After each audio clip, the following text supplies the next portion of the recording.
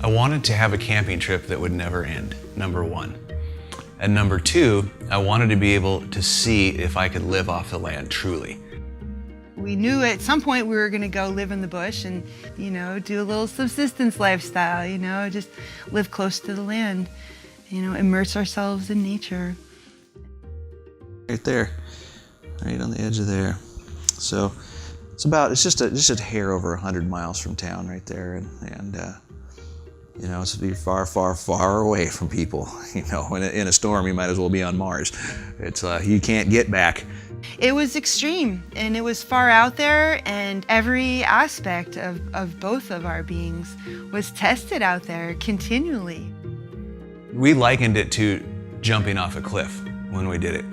We kind of knew that there'd be no return, really. Like, we kind of knew it, but we didn't know it in a tangible way at all.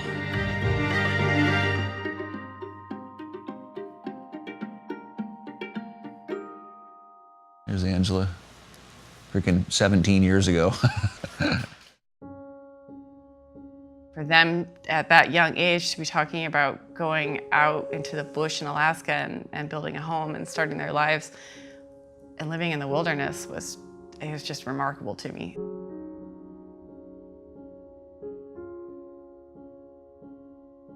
They just seemed so, I guess, just inspiring and amazing. So yeah, our first, you know, few years here in Seward, we lived in a small little cabin that didn't have any amenities, and we didn't own much more than what we could carry on our backs, you know. So life was pretty simple back then. We did a lot of backpacking trips and camping trips. I always think of like it was practice time for like going and doing what we did, you know. A pamphlet came into my hands at one point, and you know, looked around, and there was just like this little tiny picture, a 1-inch by 1-inch picture. And I always liked that picture. I never even read the stuff underneath it, you know, because I wasn't looking for land at the time. And I'd talked to a couple friends, and they had said, oh, this amazing place, Nuka. Turns out when I finally read that, that's where it was, is in Nuka Passage. And I was like, you know what? I'm gonna buy that piece of property. And I literally called up on the phone, and I bought that piece of property through the picture, like that. I thought it was crazy, man. We see this little tiny picture, but I was already committed. I was like, no, just, it'll be fine, you know? We'll figure it out. Initially, it's pretty rough, pretty hard to grasp. You've got to let your children grow and find their own way, but you find your way in Alaska, or you find your way out very quickly. Kind of told ourselves, well, there's certain things we'd need, like tools. We'd need a bunch of hand tools. And at the time, we didn't even have a car or anything. We were walking from the fish factory down to the place where we were camping. And we started gathering things, and before long, we had, you know, lumber and this and that. And so we ended up having about 30,000 pounds worth of stuff that we put on a boat, and we just drove straight out there.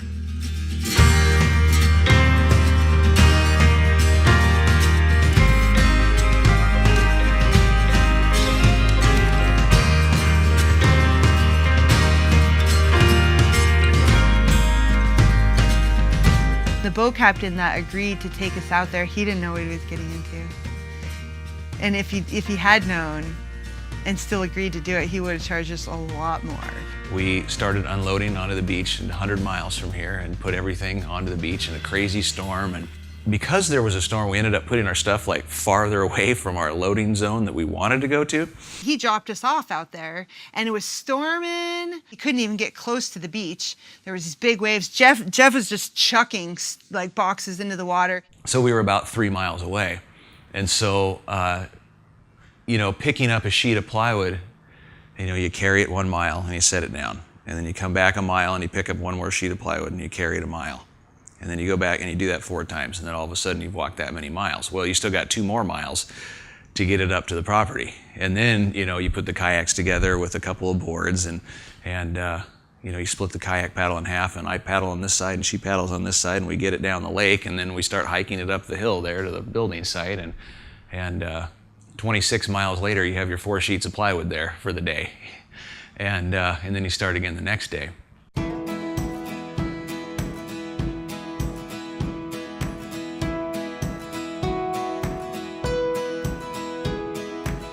remember a photo like, here's the view out the front, you know, and it's of course of a glacier on a lake. And he moved out to Nuka. Yeah, it didn't surprise me, but now as I look back, the energy that goes into building a structure, you know, not necessarily right on the beach even, you know, where you can land a landing craft, it blows my mind now as I look back on it. My parents flew out that year to see us in rural Alaska. My dad was super pissed because we weren't in rural Alaska, we were in bush Alaska. And, you know, his cell phone didn't work, and he's like, "Do you see how many freaking mountains we flew over to get out here?" It's like, it just, you know, because the plane flight is insane. He just, you know, mountain range after mountain range after mountain range. There's just nothing between here and there.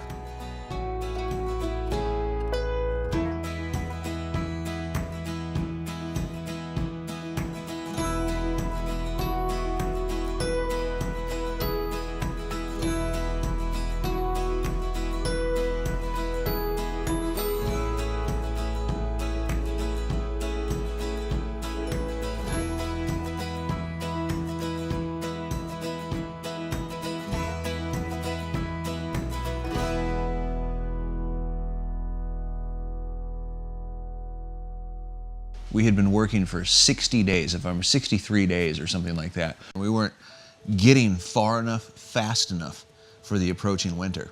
I mean, simply weren't. I mean, we couldn't get enough gear up there, and it was killing us. I mean, we had so much material still down there. I mean, it was still spread out all over the beach.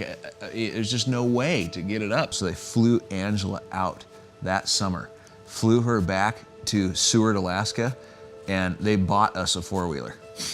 They were like, "You're not gonna make this if not." We weren't able to bring them both out because the plane wouldn't hold us all, but our trip home was very difficult. Probably one of the most difficult things to leave him in that situation.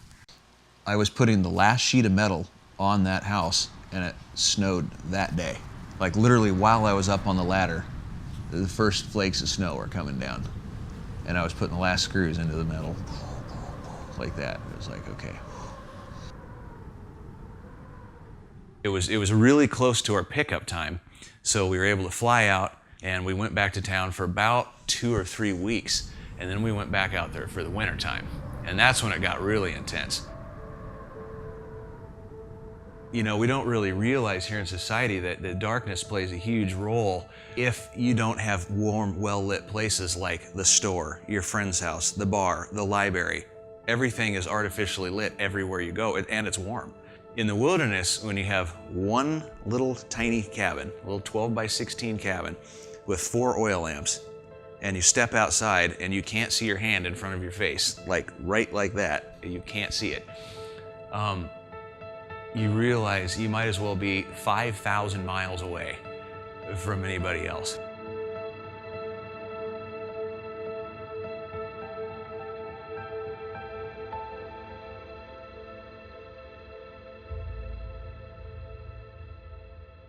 This is probably half logbook, half journal. Long, hard rain today. There is no seeing the glacier. It's almost summer solstice. So here's a good shot of the lake, you know, the whole lake. And our house is right here in front of this little island, right there on the edge. And this is probably 4 miles from that point to this point. I mean, this is the most raw wilderness that you can possibly imagine. Here's the house, and that was the final stages of the house, you know, when I finally got, this is one addition, this is another addition, so it's kind of an organic house. But there's the front yard. Looking out, that was my favorite spot to sit right there in the morning, if it wasn't pouring ass rain out. But this was inside. This is the main body of the house is 12 feet by 16 feet with a loft, so it's tiny, tiny. I mean, what a view from your bedroom, you know? I mean, you're seeing up, you know, 40 miles from here up into there. It just goes on forever. And it's looking over Nuka Passage right there and Nuka Island in the background out there. It's the Gulf of Alaska right there. It's nothing in between you and the rest of the world. But, that's Angela wearing a head net. You had to wear a head net pretty much everything you did. You were either moving, had a fire, or both to keep the bugs away. We got physically strong, but we also got mentally strong. We were like teaching ourselves how to hunt and teaching ourselves how to survive. I mean, how many people know how to take care of an animal? Like, oh yeah, maybe you could shoot it. Well, that's not an easy thing, but it's the easiest thing of the whole process, you know, is to take its life, you know. And there was not one single hunt that we ever went on where tears were not shed, both of us. Always said thank you so much to the animal spirit and for taking care of us, for sure, because that animal gave its life for us to continue living. It was hard to do, for sure, to take a majestic animal, but when you're feeding yourself, you know, our existence is pretty intense on this earth, you know, and if you're really taking care of your own self, like what you have to do to stay alive on this planet is pretty hardcore.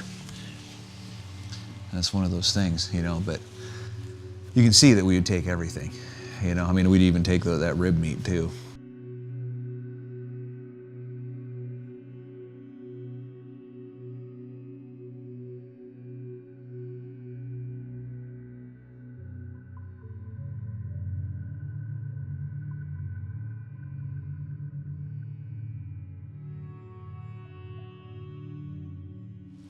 Angela fishing with a bunch of silver salmon right there. The boat loaded. Smoking fish right there in the yard. Yeah, but we called that Protein Valley. Protein Valley, yep. Because there is so Yep. much, you know, I just love the smell of dead, rotting, stinking salmon. Not really. It is a beautiful smell. Like, not really do I like it, but what it means to me is because smells can be so powerful for triggering memories. It brings back, like, you know, being in vast wilderness, hiking like up along a salmon stream where there's just like dead and dying salmon everywhere, mostly because the bears have pulled them out and they just eat like the eggs and the brains, you know, and then the whole rest of the fish is just lying there, just lies to rot, and then there's lots of black flies and maggots, and it stinks, you know. I mean, it's hard to put this into perspective because the map is, you know, because just this little tiny area right here was vast. like, Huge. for example, this island was over 13 miles long. You know, that's a lot of wilderness. Yeah. That's just one little island. We explored the lake and the mountains, the ridges, the glacier, and then the other valley, and of course the sand beach with all the fishing. This is camping, wintertime camping when we were out there. Just looking up in the mountains that we go snowboarding in right there. That's what we climb. And there's camping up in the high country during a goat hunt. There's from Magic Island looking towards Power Mountain there. The kayaking, the beachcombing, which we lived for, the quietude.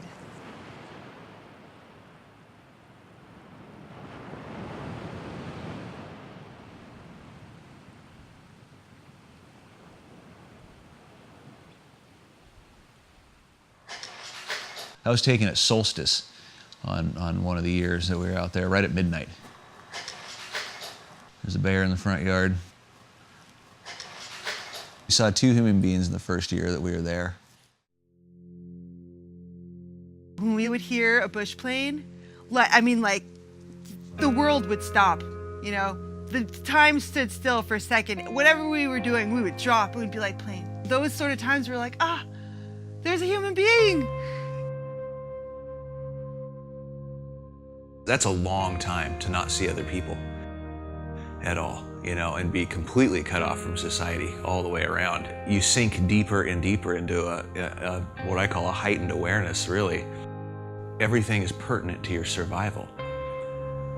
Every sound, every smell, every sight, you have to focus on everything. It's not having a knife or a fork or a lighter. It's being able to tap into something that goes beyond yourself and be able to reach in there and actually collect information. Without that, you really your tent really doesn't matter, you know, because that's only gonna last so long.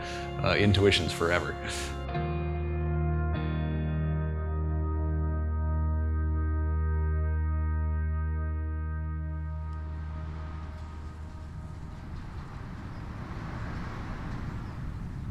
The second winter, our lamp oil was running out and the food was running out. A ride didn't show up.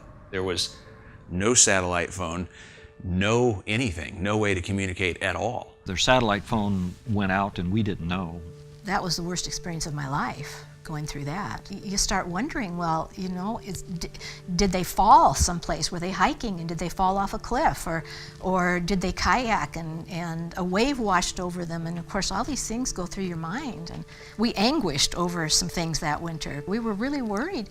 And part of it was there's no communication. We knew that people were worried about us, you know, and we knew that nobody had a way to get a hold of us. And a few days turned into weeks. And then the weeks turned into a month. You know, the 4 oil lamps, we went down to 2 oil lamps. And then it went down to 1 oil lamp. We were really stuck out there because we weren't going to try to cross the ice field over to Homer, and we weren't going to try to kayak back to Seward. At that point, every single book has been read multiple times, every single mag, you've memorized. Listen, what is that? Is that a boat? Is that a plane? You know, that kind of thing, all the time. It was crazy. We called them ghost planes. All the time we'd hear stuff coming in and then there'd be nothing there. You know, it was weird. It was just crazy. I remember looking at National Geographic magazines and like, I was just looking at these people and I just wanted so bad to like talk to them and like touch their shoulder. I saw this one lady's arm and it was all kind of fat and pudgy and I just wanted to touch her arm. I wanted her to give me a hug.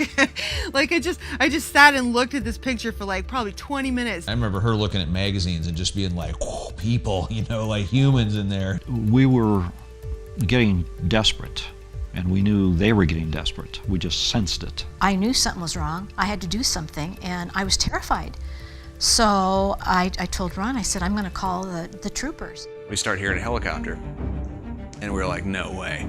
And the helicopter flew literally directly over top of us, and I could see it say troopers on the bottom of it.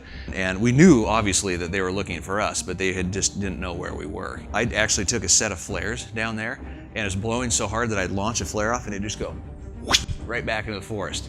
And I did 2 of them like that, and I only had 1 left. I'm like, it's like, all right, this is it right here, man. It's like, if this doesn't catch their eye, we're gone for sure, you know. And I waited until I could see the glint off the windshield about 4 miles away, and I popped it, did the same thing, shot out and disappeared into the forest. It was blowing 40 knots across that lake right there, and the helicopter started flying right at us, so it had seen us. Angela went up and started packing. Basically, she's like, we're out of here, sweet, you know, and I'm like, right on. So they got out of the helicopter and they put a rifle on me. The only 2 things they brought were the assault rifles and the body bags, because those are the 2 situations that they most commonly have, is that either people are shooting at them or they're dead. They told me to get down on my hands and knees and where's Angela? And I'm like, she's packing. And they're like, let's go find Angela. So they led me by gunpoint up to the cabin, up over the hill. And they saw Angela and then they all relaxed. He's like, well, we didn't know what to expect. They didn't know, you know, what to think. They were like, wow, we're happy to see you guys alive.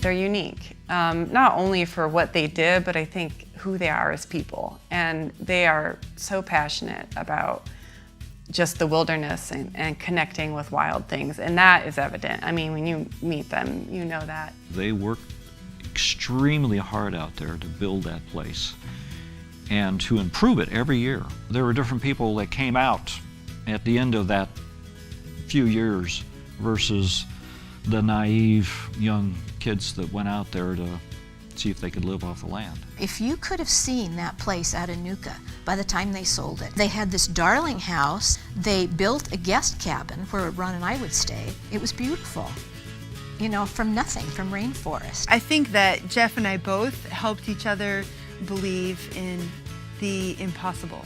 We were filled up 100% with the purity of nature there. You know, and since then, I've never been able to really be comfortable in any city, anywhere. You know, I've always been driven from then on to be in pure, wild places because of the way they vibrate, because of the way it feels. It changed us forever.